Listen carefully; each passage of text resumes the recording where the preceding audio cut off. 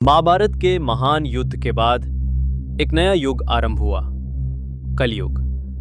पांडवों की पीढ़ी आगे बढ़ी और अर्जुन के पौत्र राजा परीक्षित का जन्म हुआ। राजा परीक्षित वीर, बुद्धिमान और धर्मनिष्ठ थे। एक दिन वे आखेट के लिए वन की ओर निकले।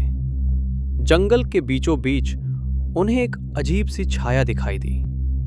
वो छाया कोई और नहीं बल्कि कलयुग था। राजा ने कलयुग को ललकारा, दुष्ट, तू भूलोक में क्या कर रहा है? इस धरती पर तेरी जगह नहीं, अभी के अभी प्रस्थान कर। कलयुग डर गया, राजा के चरणों में गिर पड़ा। राजन, दया कीजिए, मुझे भी तो स्थान चाहिए इस धरती पर, वरना मेरा अस्तित्व ही मिट जाएगा। राजधर्म कहता है, जो चरण में आए उसे शरण दो।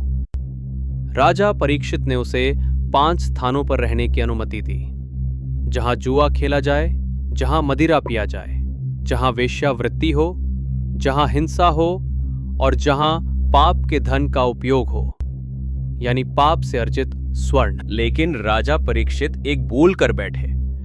उन्होंने अपने सिर पर जो मुकुट पहना था वो स्वर्ण का बना था और वो स्वर्ण पाप से अर्जित था।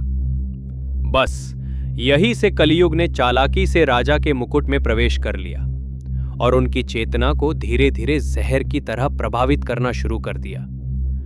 एक दिन प्यासे राजा परीक्षित एक ऋषि की कुटिया में पहुंचे, लेकिन ऋषि शमीक तपस्या में लीन थे। उन्होंने राजा को देखा भी नहीं। कलयुग की प्रेरणा से क्रोधित होकर राजा ने एक मृत सर्प उठाया और ऋषि के गले में डाल दिया। राजा को उस समय कुछ भी गलत नहीं लगा, लेकिन जैसे ही महल लौटे और मुकुट उतारा, उन्हें एहसास हुआ, मैंने एक ऋषि का अपमान कर दिया है, मुझसे बड़ा पाप हो गया है। लेकिन तब तक बहुत देर हो चुकी थी। ऋषि शमीक के पुत्र ऋषि श्रृंगी ने जब यह देखा तो क्रोधित होकर श्राप दे दिया, जिसने मेरे पिता का अपमान किया है उसे 7वें दिन तक्षक नाग डसेगा और उसकी मृत्यु होगी। राजा परीक्षित ने यह श्राप सुन लिया। उन्हें ज्ञात था, नागदंश से मरा व्यक्ति मोक्ष नहीं पाता, उसकी आत्मा भटकती है। इसलिए उन्होंने अंतिम 7 दिनों में भगवत पुराण का श्रवण किया।